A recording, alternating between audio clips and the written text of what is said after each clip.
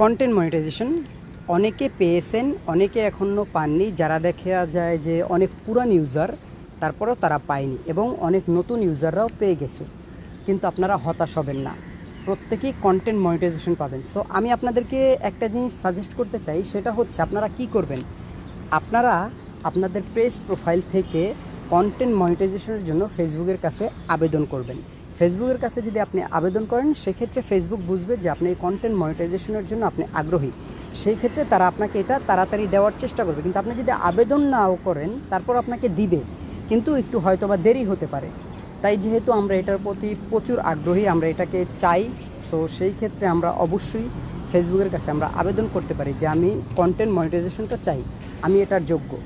আবেদনটা করার পরে আপনারা কি করবেন, আবেদন করার পরে আপনি যেন 1 সপ্তাহের মতন আপনার অ্যাক্টিভিটিটা খুব বাড়িয়ে দিবেন, তাদেরকে দেখাবেন যে আপনার অ্যাক্টিভিটি খুবই ভালো।